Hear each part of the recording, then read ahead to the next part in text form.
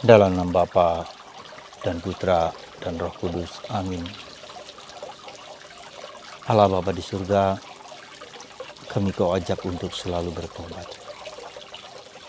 Selalu memperbaharui diri. Karena memahami dan menjalankan kehendak-Mu menjadikan Engkau fokus awal dan tengah dan akhir dari segala sesuatu. Bukanlah yang mudah. Curahkanlah roh pertobatan dalam hati, pikiran, dan diri kami, supaya kami memahami dan mengerti apa yang menjadi kehendak-Mu. Terpujilah nama-Mu kini dan sepanjang segala masa. Amin. Saudaraku yang terkasih, dalam bacaan Injil hari ini Yesus sekali lagi mengumandangkan, memberikan mandat dan meminta kepada kita untuk bertobat. Karena kerajaan Allah sudah dekat. Bertobatlah dan percayalah kepada Injil. Kerajaan Allah sudah dekat.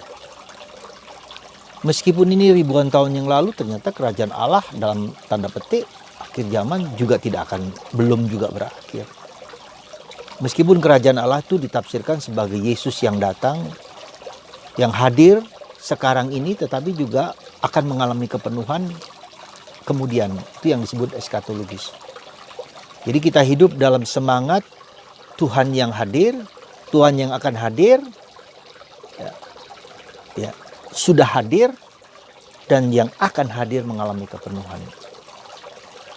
Bertobatlah. Dan dalam bacaan pertama hari ini dari kitab Yunus, orang-orang Ninive bertobat karena Yunus diminta untuk datang menobatkan orang-orang Ninive bahwa daerah mereka akan ditunggang balikkan oleh Tuhan kalau mereka tidak bertobat. Yunus adalah orang Israel, orang Yahudi, tetapi dia diminta mempertobatkan orang-orang Ninive yang sekarang ini kita sebut sebagai orang Irak. Mereka diancam,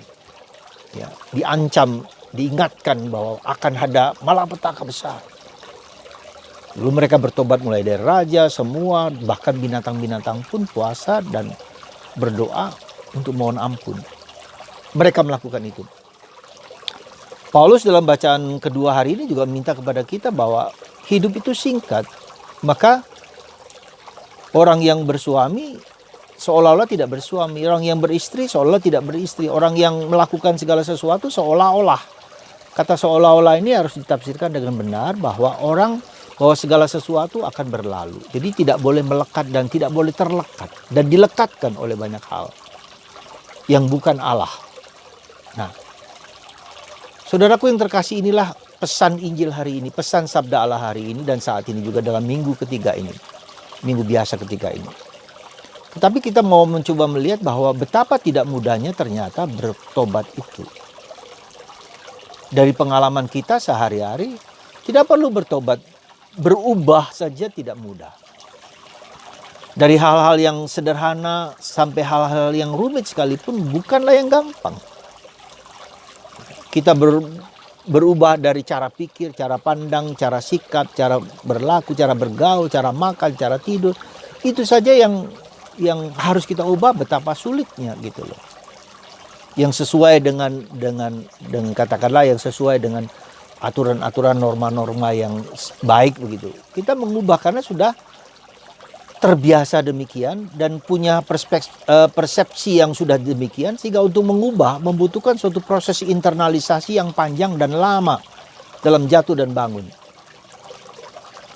Ya. Nah, itu yang terjadi pada kita. Berubah saja deh. Katakanlah konkret sekarang dengan pandemi ini. Sudah hampir setahun lebih. Apakah hidup kita berubah? Cara pikir kita berubah? Cara hidup kita berubah? Hari demi hari berubah. Kita pakai masker. Kita social distancing.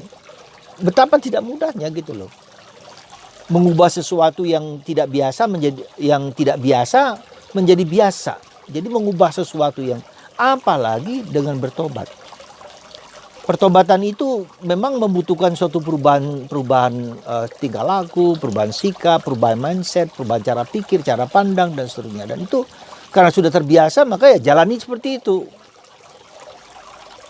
Nah, Saudaraku yang terkasih dalam Kristus, saya berpikir karena begitu sulitnya bertobat dan berubah, maka apa yang ada dalam pikiran, dalam permenungan saya ingat akan apa? Orang jahat, penjahat di sebelah kiri dan kanan Yesus. Artinya apa? Yang sebelah kiri Yesus tahu bahwa dia berdosa, tahu dia jahat, tahu dia apa. Tapi dia menyombongkan kejahatannya itu, menyombongkan ketidakberdayaannya itu, dan bahkan tidak mau tunduk menyembah, mohon kepada Yesus. Dan bahagianya justru yang sebelah kanan, yang tahu bahwa dia berdosa, berdosa dan jahat, apa yang kita lakukan jahat segala macam. Lalu dia hanya bilang begini, Yesus, kalau engkau naik ke surga, ingatlah akan aku. Saudara, jadi saya mengatakan bahwa Tuhan itu tahu kita berdosa. Tuhan itu tahu bahwa kita lemah. Tuhan itu tahu bahwa kita akan jatuh dalam dosa yang sama. Dan terus-menerus diulang-ulang terus-menerus. Coba saja kita lihat. Kita minta orang lain berubah, bertobat juga tidak. Saya juga bisa begitu. Mau melakukan sesuatu yang baik, berulang kali jatuh lagi. Dan itu tidak mudah. Maka menurut saya perspektifnya jangan melihat pada kekurangan, keterbatasan, kerapuan, dan ketidakberdayaan kita. Karena itu sangat relatif. Bagi kita sekarang ini demikian, tidak baik. Bagi orang lain itu okay, fine. Tapi menurut saya, perspektif apa yang harus kita perhatikan? Yaitu cinta Allah ini loh. Menyandarkan diri kepada Allah ini loh. Seperti si penjahat sebelah kanan itu, ya katakanlah sebelah kanan, kita tidak tahu kanan atau kiri. Tapi sebelah kanan itu yang kita memang berdosa. Tapi Tuhan ingatlah akan hambamu. Ingatlah kalau engkau ada di surga. Ingat cangkingan aku. Ingatlah aku. Jadi saudaraku yang terkasih dalam Kristus, disinilah saya pikir dan saya rasa bahwa pertobatan itu adalah karunia dan rahmat Allah. Maka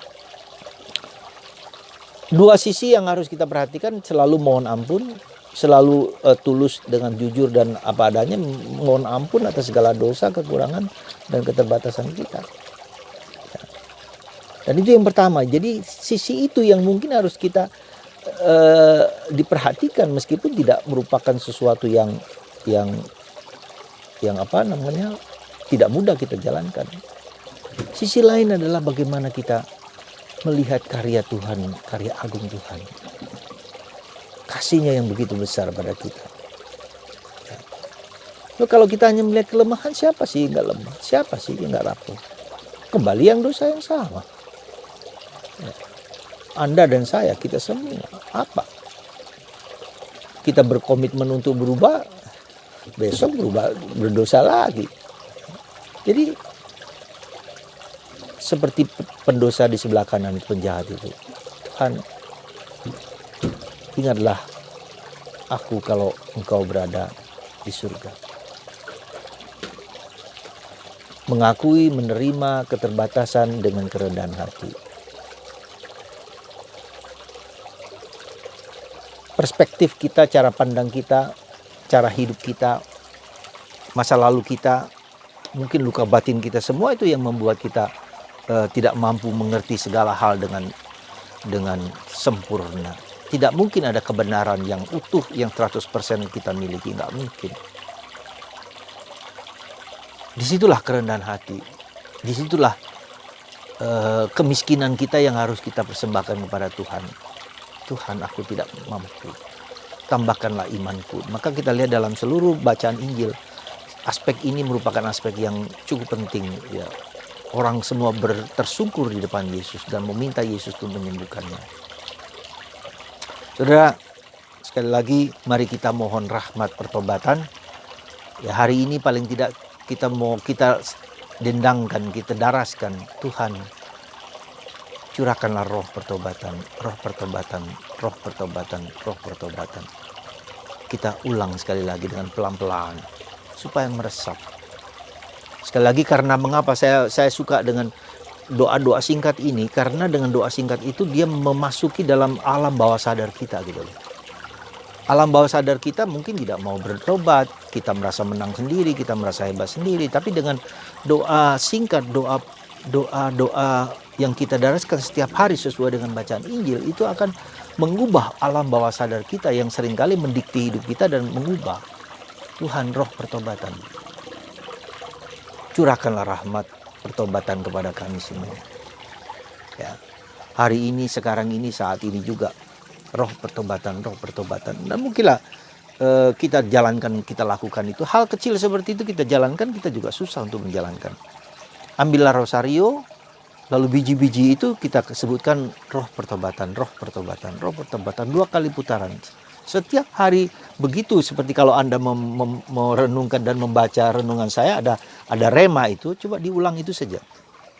Ya, lakukan itu seperti itu. Sehingga sekali lagi, supaya bawah sadar kita itu diubah, dibersihkan oleh kata-kata, oleh sabda yang kita renungkan, kita ulangi, kita daraskan itu.